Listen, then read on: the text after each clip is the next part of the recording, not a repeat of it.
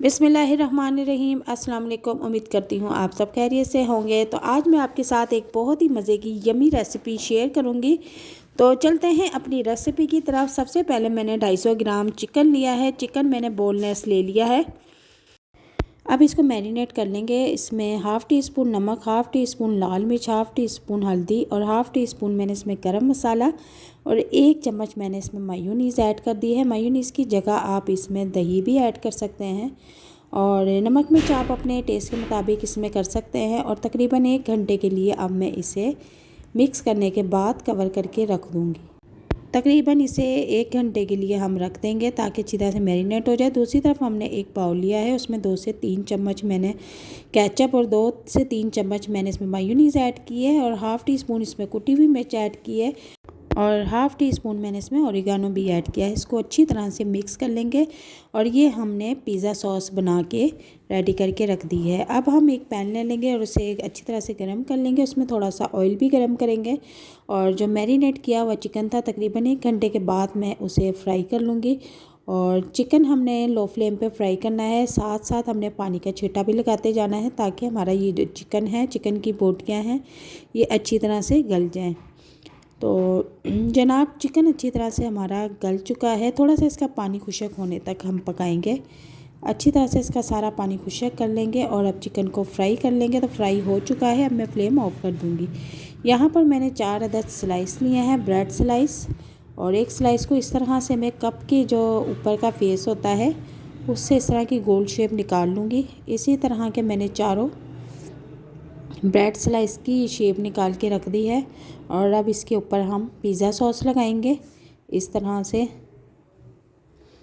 इसी तरह मैं चारों स्लाइस पे पिज़्ज़ा सॉस लगा दूंगी।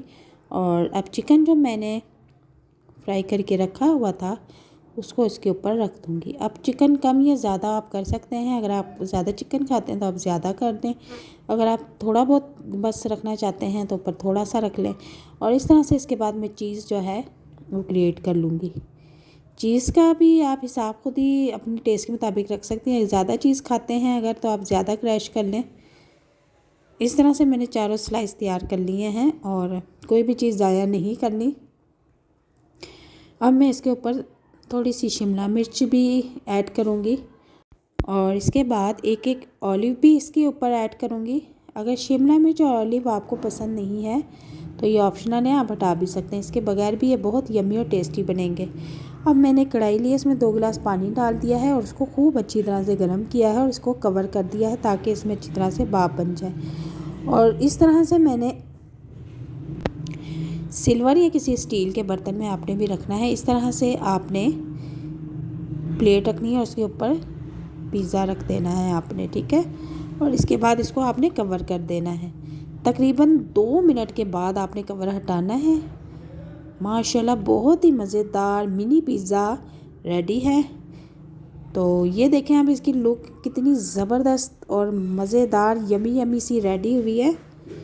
तो ये आप इफ्तारी में बनाकर बच्चों को दें और आपके बच्चे भी इंजॉय करेंगे और आप भी इंजॉय करेंगे खूब। और अगर ये आपको रेसिपी पसंद आती है तो इसे लाइक शेयर ज़रूर करें। और ये बहुत ही मज़ेदार यमी से बन के रेडी होते हैं और सबसे बड़ी बात बहुत जल्दी बन के रेडी हो जाते हैं। और पहली इफ्तारी में ये बना के सबको हैरान कर दें और बच्चों को परेशान कर दें। और अगर आपको ये रेसिपी पसंद आती है तो इसे लाइक शेयर ज़रूर कीजिएगा और हमारे चैनल को भी लाजमी सब्सक्राइब कीजिएगा। तो मिलते हैं नेक्स्ट वीडियो में एक नई और मज़ेदार रेसिपी के साथ। तब तक के लिए इजाज़त चाहती हूँ। अल्लाह हाफिज़।